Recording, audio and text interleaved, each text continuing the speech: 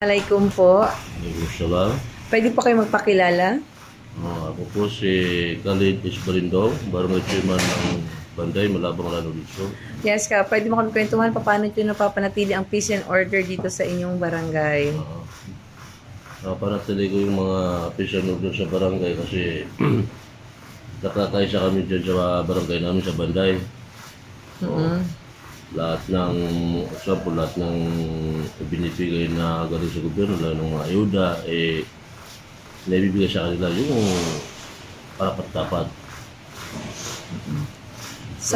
Tungkol naman sa project, bago akong barangay chairman, hindi pa ako nakakuha ng project. Kahit isa. Pero ano yung mga nagawa mo na para sa mga barangay nyo? Clean up drive? Yung minsan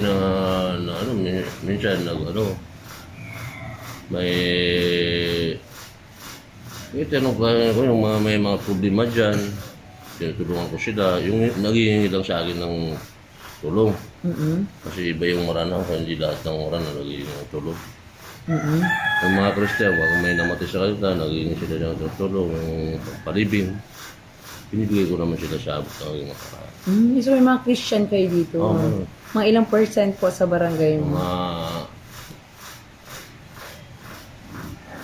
Ang register nila dyan, mga 100.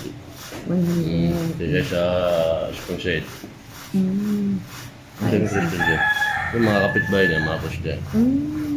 So ano po yung pangarap mo dito sa barangay? May mga planong gusto mo pang gawain dito sa barangay mo? Ang dami kong pangarap dyan. Ang pangarap ko, kung may makuha tayong project, tulad ng solar system. Yung kailangan dyan, yung solar.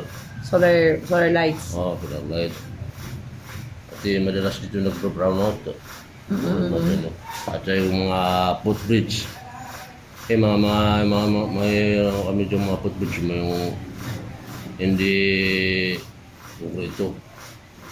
Ang gusto namin makalitan kung may project. Yun lang ang problema dyan. Yun lang po. So ano pa po yung gusto niyo iparating sa gobyerno? Especially kay Presidente Bongbong Marcos. Ang gusto kong maparating sa ating gobyerno, mga tungkol dyan sa mga madalas yung mga ayuda hindi nakakarating, minsan hindi nakakarating sa akin. Sa mga taong dapat makakuha ng mga problema dito sa amin.